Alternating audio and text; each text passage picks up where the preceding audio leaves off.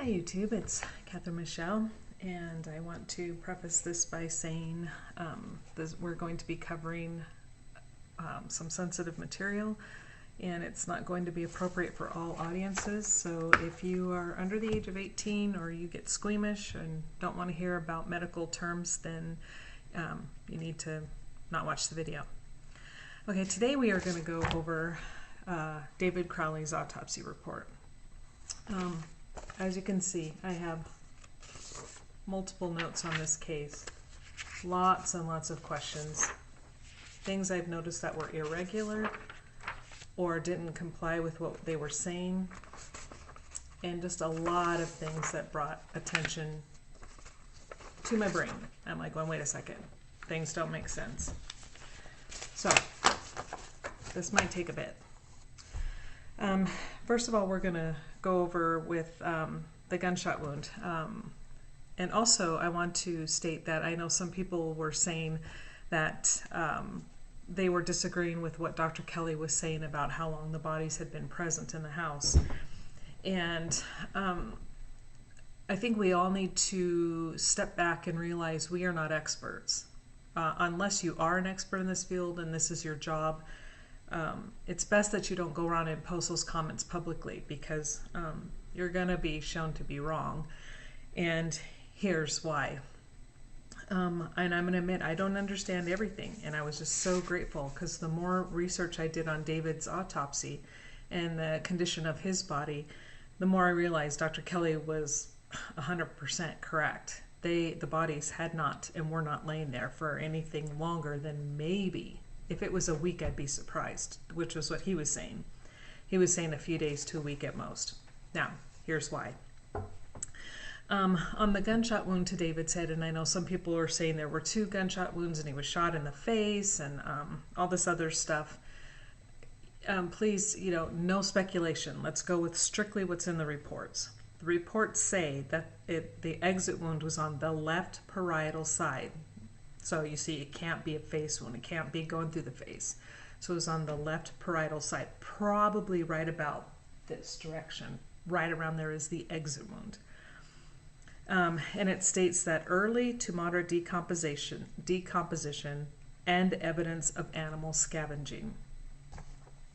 I have a huge problem with that in this report. And I'm not saying the dog didn't eat some of them. Okay, we'll continue. And then we're going to jump down to the external examination. The rest of these 2 parts are additional who was present and then how they identified his body. We don't need to go over that. Now, this says that the body is that of a well-developed man. It says lividity and rigor are absent. The body is cool or refrigerated. They had taken it out of the refrigerator. Okay, I have questions about why the lividity is absent. We know why rigor is absent. It disappears within 36 hours, I believe. Again, don't quote me. That's a rough guesstimate. Lividity, however, should still be there. I had one deputy coroner tell me that lividity goes away once a body is refrigerated, and then I had Dr. Kelly say, no, that's not true. It's always going to be there. And this is sending up huge red flags in my head. I mean, we've got bells and whistles going off all over. So I'm like, okay, the only other thing that could cause lividity to be gone, and since it states it's gone in all of them, I believe, but I'm going to stick with David. How it's absent in David is exsanguation. Thank you. In other words, that's when the body is bled out. Then lividity would not be present. So how did that happen? Did somebody bleed them? Did it by taking the hand or smashing their head? Although I think the blood would still be in the body if they smashed their head, because the heart would then stop. But so it would have to happen before death. These are just thoughts going in my head. And then it states early to moderate decomposition is evidenced by skin discoloration. We've gone through all that. We've talked about that. But the points I'm going to be emphasizing through all of these sections is this one part. It says post-mortem animal scavenging is evidenced by the absence of the majority of the head and neck, And it says, apart from the posterior calvarium and overlying scalp, posterior neck, skin, and soft tissue, and cervical spine, and absence of the right hand. And I think it's important to note how they worded this report. Now here they're saying animal scavenging is what took the hand, but let's keep going. It says the posterior scalp is intact with patchy brown hair. The abdomen is flat. However, you can clearly see in the photo that there's bloating, so I'm not sure what they mean by the abdomen being flat. And it states here that the left hand is sealed, the right hand is absent. Let's go on to the next one. And it talks then about the clothing and the personal effects. Talks about dark green to red stains are on the collar, sleeves, and middle to the left side of the shirt, which we've already talked about that part. That's where the bloodline, it's almost a straight line. It was really weird, only on the left side, which tells me, you know, again, when that blood fell, he was on his left side. So, yeah, figure that one out. Now, we're going to go to the internal evidence. It says, examined separately from the body at the time of autopsy from the sealed brown paper bag labeled with bone fragments near 15-0366. These are bone fragments that were found near David. Here is, that shows that they're referring to him. That's why they sent him with him. They found these bone fragments next to his body. And it says what's in them are multiple fragments of bone and hair. A maxilla with well-preserved natural teeth showing no metallic restorations is present. Multiple 1.5 to 14.5 centimeter maximum dimension skull bone fragments articulate well with each other and with the remaining calvarium on the body of the decedent. Okay, now, think about this. If this head was ripped apart by a dog and eaten, are you thinking the bone fragments articulate means that they fit? They fit together, and then they fit with what's left of his skull. Okay, how is that possible if a dog is eating it? Think about it. And now, here's a part. A separate non-articulating 8.5 centimeter maximum dimension skull bone fragment has a rounded defect along one edge with apparent internal beveling. The remaining bone fragments are irregular and of unidentifiable origin or consistent with phalanges, fingers. And so that, so whose part of the skull was that? This is the remaining part shows an entrance wound. So a rounded defect with internal beveling is an entrance wound. Okay, whose entrance wound was that? Didn't belong to David. And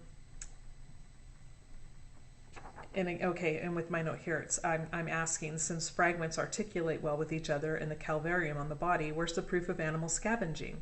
Would the bones articulate well if they had been chewed and eaten? No. No, they wouldn't.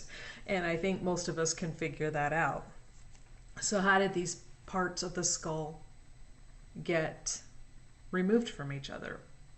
How did they break away?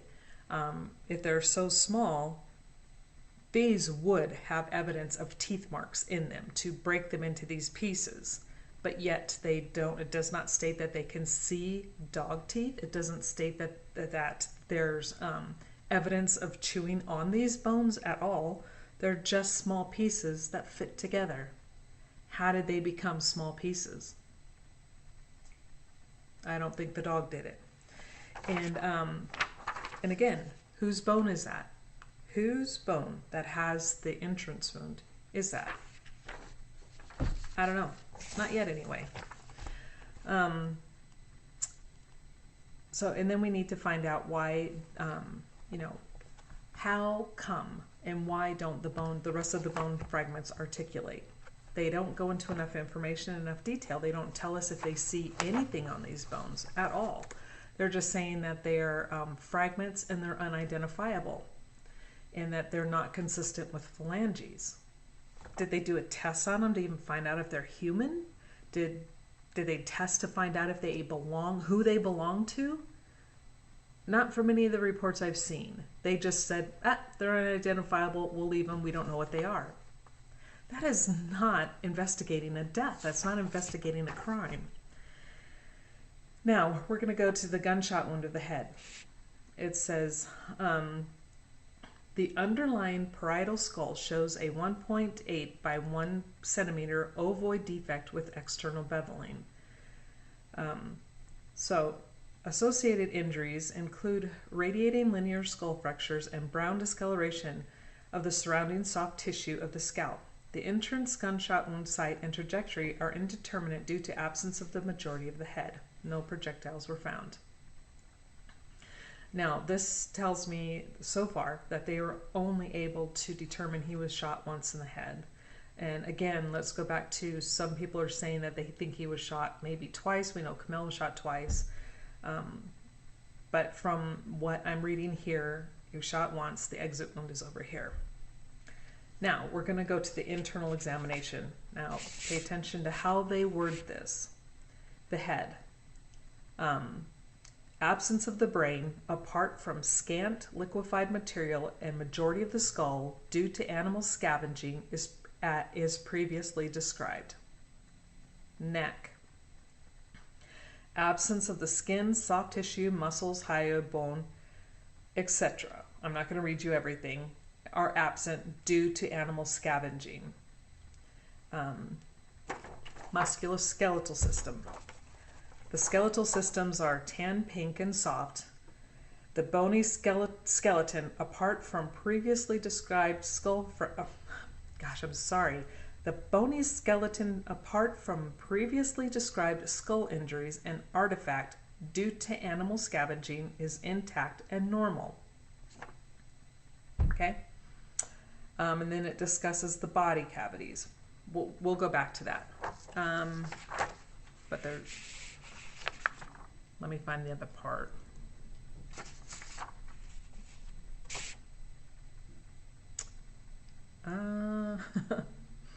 I'm reading this,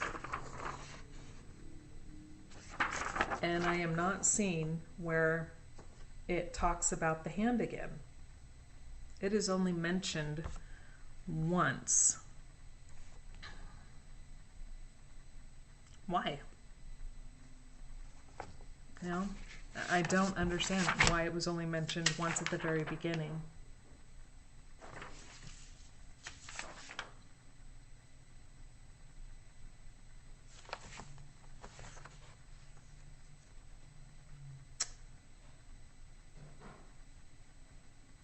Yeah, and then that part at the beginning, it does not state that, oh, here we go. This is, okay, it states over here. The right hand is absent, and then it goes on to talk about all of that. And every other part, let me show you. Due to animal scavenging, due to animal scavenging, due to animal scavenging. Talks about the missing hand in this section. Not one mention of animal scavenging.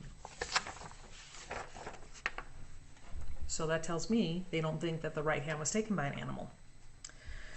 Okay. Now we're going to go to the respiratory system, which I think is really important. We need to start understanding that. And the reason why I'm going to bring this up is because it really points to how long the bodies had been lying there. And under respiratory system, it says, sectioning reveals no mass lesions of areas of consolidation. The pulmonary parenchyma is red, brown to green, and diffusely crepitant. And the pulmonary parenchyma, it's the part that makes up the, let me go back. Makes up a large portion of the alveoli. And the alveoli are the small air sacs in the lungs, and the crepitus is like a crackling sound. So these are small items, and so they couldn't have been dead for too long because the internal organs start to liquefy rather quickly. And these are obviously still intact, where they can look and they can feel and they can hear. And so that tells you a lot. And it says that the tracheobronchial tree and pulmonary vasculature are unobstructed. Again, these are small things within between the lungs and on the lungs and inside the lungs. Actually inside, not on. And they can dissect these. They can take a look at them. So these organs are still intact. And again, that's an indication as to how long they had been dead. The cardiovascular system. The 230-gram heart is contained in an intact pericardial sac. Pericardial sac is a very thin membrane that surrounds the heart. The coronary arterial distribution is normal and right dominant. Cross sections of the vessel show no significant atherosclerosis. The myocardium is tan brown and softened. The valve leaflets are thin and mobile. The arterial and ventricular septa are intact. The foramen ovale is sealed. The aorta shows no significant atherosclerosis and gives rise to 3 intact and patent arch vessels. They see everything in the heart. The entire part of the heart is there, and they can see it. They can touch it, and even the valves are still there.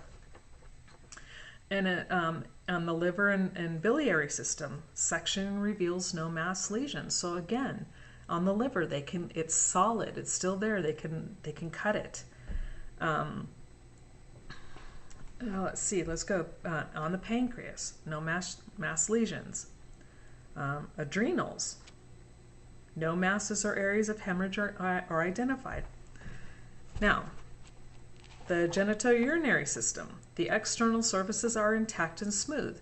The cut surfaces are red-brown with indistinct corticomedullary junctions. The pelvis are unremarkable and the ureters are normal and coarse in caliber. White bladder mucosa overlies an intact bladder wall. The bladder contains no urine. The prostate is normal in size with lobular tan-brown parenchyma. The seminal vesicles are unremarkable. The testes are free of mass lesions, contusions, or other abnormalities. Now, parenchyma, you're going to hear that a lot in the body. It's not just in one section or another, but it's just a part. It's a different type of tissue. And the fact that that's there and they can see it and they can cut these is telling you these bodies have not been lying there for very long. The gastrointestinal tract. The esophagus is intact and lined by gray-white partially otolized mucosa. And as you know, autolysis is the very first beginning part of decomposition. That's the first thing that happens. Autolysis is the breaking down of the tissues. It's kind of where the body kind of starts to eat the body itself by breaking it down.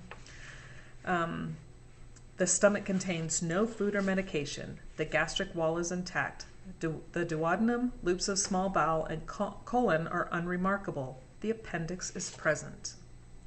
Now, if the colon is there, which if I remember my anatomy correctly, so don't quote me 100% on this, but I do believe that the intestines are one of the first things that decompose and break down due to all the bacteria that's naturally inside the colon. And here, it's intact and unremarkable. It's fine. There's nothing wrong. They can't see anything wrong with it.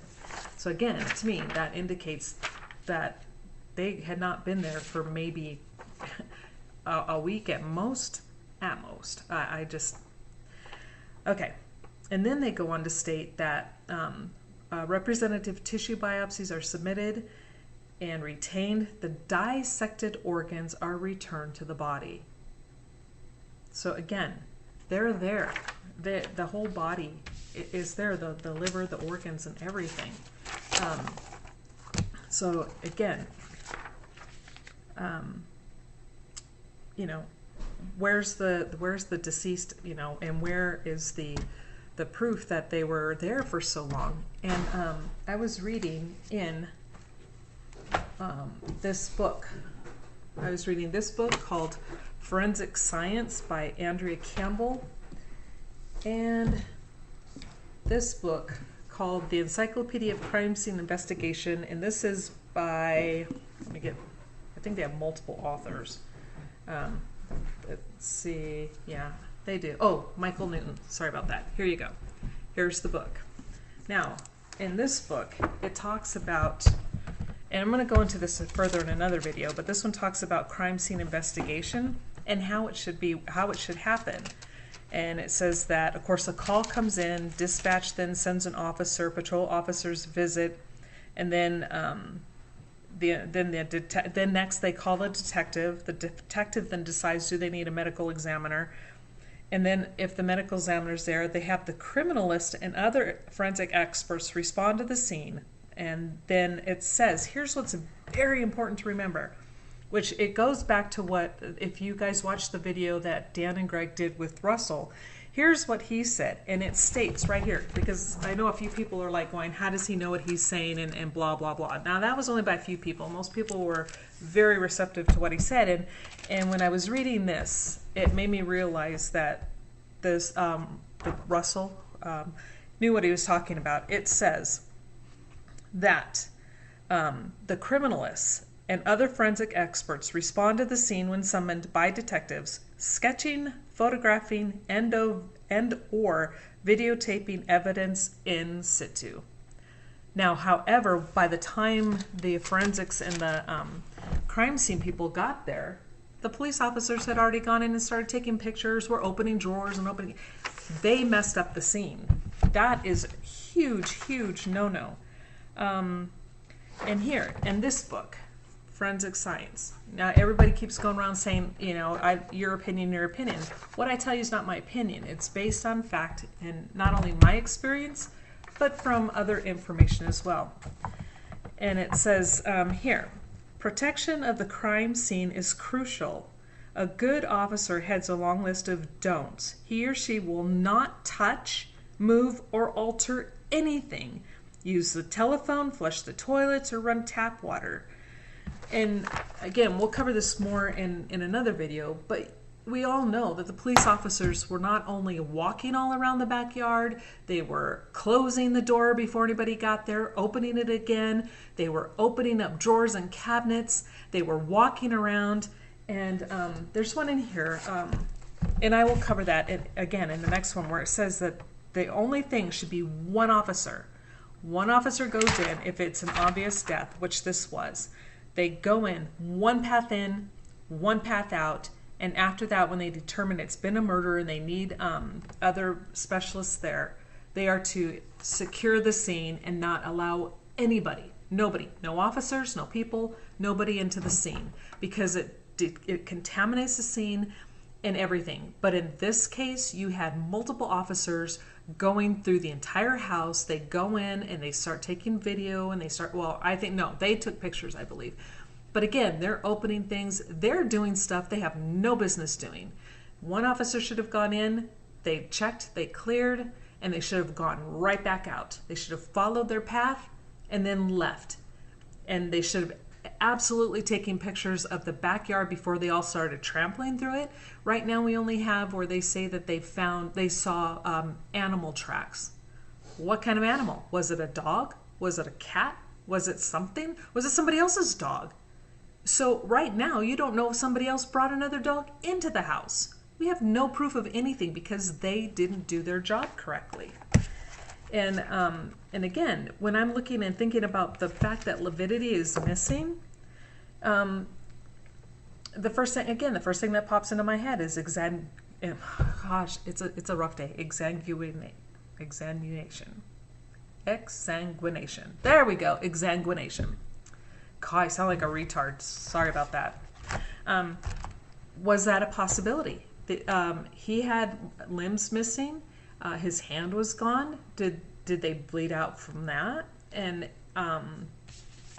I believe in the other ones, they also had lividity missing. Why? Renaya had her arm gone. Camilla had both hands missing. Were they all bled out before they died? Is that why there's such a lack of blood when, you know, some of the other injuries occurred? And we'll be going over that too in yet another video, where the blood is versus where the bodies are. You have a so-called footprint, and they're trying to footprint in blood, But if you go and you look at these photos, it doesn't look like a footprint. They look like handprints, like somebody's in a glove or something, and they kind of did this because there's like this much of a gap between the toe and the big toe and then the next toe in one of them. Now, I don't know who did that, an ape? Come on, give me a break. That was not a footprint. And it's only supposedly say this is the foot, and it's only like this section. You never see anything past that on any of these footprints. So were these people exsanguinated? Why is it that the bones don't articulate and the ones that do articulate show no evidence of animal scavenging? Now, how did they get in? Again, how did they get into little pieces? If the dog didn't do it and they articulate well, how did they get into little pieces? Figure that one out. Again, bad investigation. Let's see. And again, they're saying that the abdomen is flat. We know that there is some bloating in David, so I don't know why they stated his abdomen was flat when it clearly was not. And again, the skull fragments. And the fact that there is crepitus in the pulmonary parenchyma and the alveoli, that tells you that those are absolutely intact. Again, small things. They would obviously be decomposed. They would start to liquefy faster if the bodies had been there more than 10 days, more than 3 days. I'm thinking that even by 7 to 10 days, these parts of the bodies would actually probably be mostly liquefied by this point. But yet here they are able to actually slice them and see that everything is fine. They can cut them and feel them and look at them. Let's see. One last thing. I think, okay, you know what? I think that pretty much covers it. And this was just such an eye-opener. Also, on some of the photos, you'll see that the police officers took pictures of a newspaper that was lying in the trash can. And on that date was December 26th. Now, the bodies were found on January 17th. Where's the other newspapers? This is why so many of us think that this was a staged scene. Okay, before I get to that, let me jump back to this other point about the stages of decomposition, because I really want to mention this stuff about the staging of a scene. On the page in this is an online website. So I don't always take everything offline because anybody can post anything online and call it an article, and unfortunately people believe it and read it. However, this is correlates with everything that doctors have told me, what I have read in actual books, so this is why I'm going to this particular site. This is from the Forensics Library under decomposition, and it says stages of decomposition. Fresh, 1 to 2 days.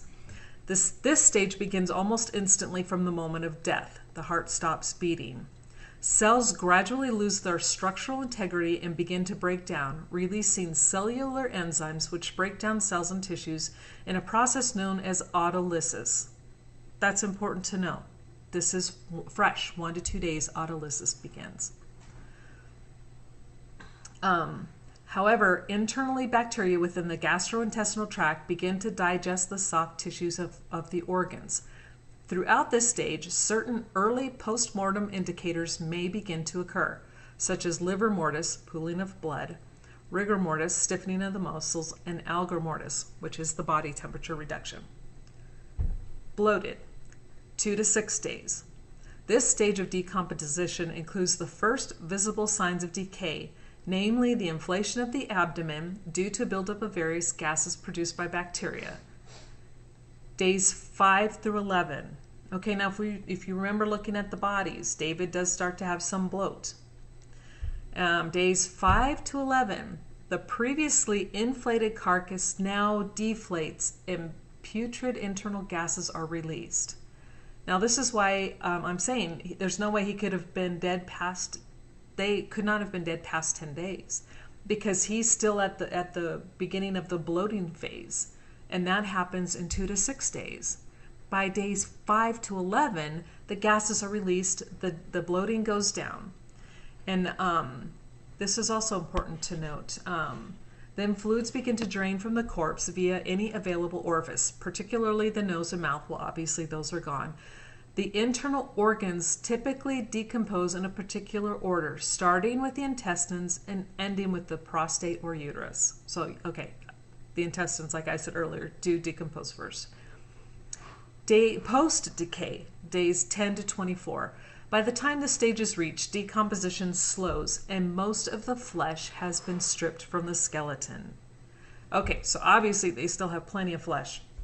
Nothing has been falling off. So they had to have been dead somewhere between 1 and 10 days.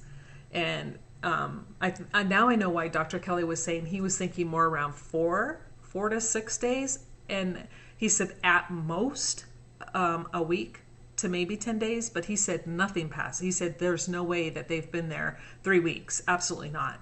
Because by day 24, that's 3 weeks and 3 days, the skin is falling off. It's gone. So if they had been laying there for that length of time, there would be slippage. There would be skin coming off of the bones.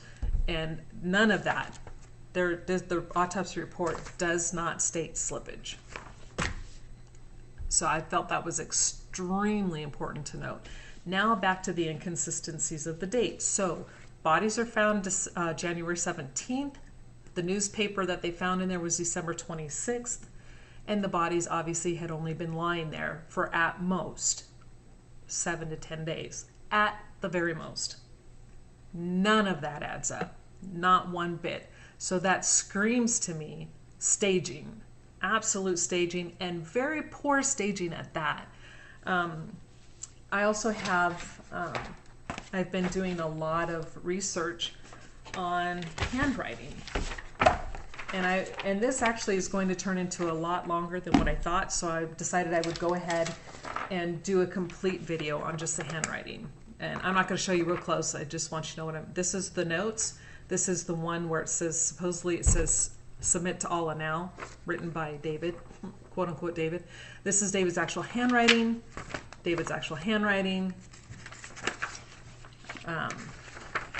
and Danny's handwriting. And we will compare David's handwriting and Danny's handwriting to the note. That one is quite interesting. So I'm not naming names, so please don't go around and write some more nasty comments. And I'm just saying that, you know, if it looks like a duck and it walks like a duck and it quacks like a duck, it's a duck. And when I get more information, when I get more proof as I'm doing this, like I said, the more I see this and the more I research, names are coming into play. And yes, I mean names. Right now, it seems there are at least 2, possibly 3 people that were involved in this, from what I can find. Again, I don't have any solid proof, so until I get to that point in my investigation, that is where my investigation is leading me. And until I get that, I'm not going to say anything more. I definitely have a list, not even just 3. I have a list of people that I'm going through. And as I go through, I'm like marking off their names. But right now I don't have too many names marked off, so I don't have enough narrowed down. But once I get to that point, we'll take it from there at that stage. So to wrap it up, David's autopsy does not state in any, it states at the beginning that they see animal scavenging. But when it comes to the part where they're actually discussing the right hand that is missing, it does not say animal scavenging was noticed at all. But every other section of the body where there's injury, it does state animal scavenging. That caught my eye. So that tells me that they didn't see that on the hand, because otherwise they would have noted it. Other than at the very beginning when they just state that in a brief overall comment that animal scavenging was found on the body, and that would be in this section under external examination when they're including everything. But as they go through and they start breaking down, talking about the left hand and the right hand, animal scavenging not mentioned. Every other section, my papers. We're talking about the internal examination when you have the head, the neck, and the musculoskeletal system. All mention it. So why not mention it on the hand? So again, that just tells me that my interpretation of their initial writings was correct, that the hand is missing and gone, but not by the dog. So lots and lots to think about here. Why was lividity absent? How did that happen? Why did they call David's abdomen flat when there was obvious bloating? Unless by the time they actually got to the body, maybe it had gone flat. But in the pictures we see, there's bloating because that medical examiner took hours to show up to the scene, stayed 45 minutes and left. Again, we're going to cover that in the investigation section of my videos. So maybe by the time they got it, more hours of decay had happened. But, you know, even though the police showed up and were taking photos when they shouldn't have, I think that's one part there. They screwed up a lot in moving and opening drawers and opening toilet lids when they had no right to do so. That was not their job. But they did us all a favor by taking a photo of that body showing that he was bloated. So even a mistake can turn around and help you out in the end. If you have any questions, again, just leave your comments at the bottom and ask them there, or I will leave my email address and you can write me questions there as well. And I will leave the names of these books, and so maybe you can pick them up in your library. And I will also leave the link to the article that I read talking about decomposition in the stages, because I think it's really important that everyone gets to understand the stages of decomp. Those who are sitting there and are insisting that those bodies were there for 3 weeks, you are wrong. Go back and study. I don't care what you think you know. I don't care what you think you've read. Decomp happens in a particular stage. It cannot change. It's not like, okay, skin will fall off and then you have bloating. You know, it doesn't happen like that. It happens in a particular way. And by that, and scientifically, in how those bodies were found, and the description of not only in the photos, but in their autopsy reports, tells you that those bodies were there for a very short period of time. Okay, hope you guys all have a great day, and I hope this made more sense than what it sounds like in my head. I think I was rambling because after reading this and starting to highlight, I literally was just like pacing the floor going, oh my God, this is so screwed up. This is so wrong. This is so wrong. How could they say he did this? And again, I'm going to try to do more research on why the lividity is absent. And again, the only reason that I could find so far that would be absent is if they were all bled, if he was bled. And I'll go through each one. Did somebody bleed them out? Did they cut off their hand and did they die due to blood loss? And then did they shoot them in the head? There's so many things that are possibilities right now. And the fact that this case was closed and it was determined a murder-suicide within 2 days is appalling. It's disgusting and it's disturbing. I have more questions than any answers I've ever found. You know, they didn't bother to find out, why is there no lividity? Where did the hand go? Why didn't they test anything in the dog? The only thing they did with the dog was put it into an animal hospital. And I've contacted this animal hospital, Palomino, I think is what it was, and they haven't even responded. All I did was ask what was the condition of the dog. That is not classified. It's not withheld information. What was the condition of the dog when it was brought to you? And they refused to answer. So, and again, that explains. There was somebody else who actually wrote a question on one of my other videos. I think it was Tuppy, Tuppy.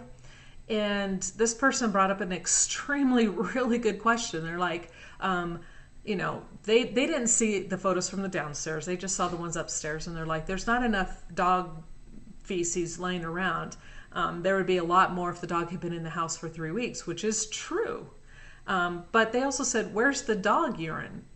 And I'm like, wait a second, that's a really good question. I hadn't thought about that.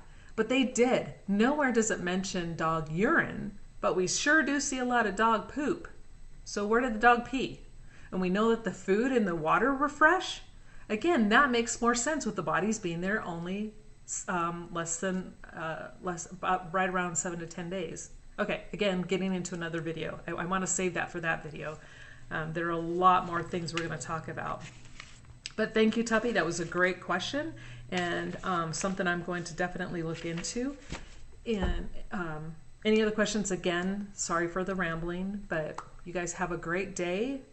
Keep those questions coming, because I think the more we ask, the more we're going to see that this conclusion was not only rushed, but it's wrong. Like Russell said in the video previously, and I know I mentioned him in the video that Dan and Greg had posted, but I really see now why he said we need to concentrate on the how. It didn't make sense when I first heard it and I was listening to him, and even though he kept repeating it a lot, it didn't make sense until finally a couple of days later it just clicked. And I'm like, okay, now I understand. We have to figure out, how did the bodies get there? How did the lividity disappear? How is it that there's, blood in certain areas but the bodies aren't there? How did those blood patterns end up in the way they did, where it looks like there's splatter versus droplets, and all in the same area? And so since he said that and I started looking more at the how, things are coming more clear in my brain, and it's making a lot more sense. And again, everything I'm not only myself, but Dan Hennon, Greg Fernandez, everybody in the group, well, just about everybody in the group, and justice for David Crowley, I'm sorry, not Dan, David Crowley and his family, that Dan Hennon had put up. And all of those others out there on YouTube who were trying and screaming and saying injustice has been done. This was a rushed case. They came to a rushed conclusion. And the fact that a medical examiner didn't show up for at least 6 to 8, 10 hours after the call came in, and then only stayed for 45 minutes. You've got 3 bodies there, 3. And he was in there and gone in 45 minutes. Now, I went on a call with a deputy coroner, and this was a known suspect. They had the person arrested. They knew what it was. It was a murder. And that deputy coroner stayed on scene, one person with everything known. They had it all wrapped up in a nice tight bow. The person, confessed. So, they had the weapon and everything. So it wasn't a big secret. But still, it took that person 3 hours of doing their investigative work for one person. 3 hours. And this was 45 minutes for 3 bodies in the Crowley case. Think about that. Have a great day.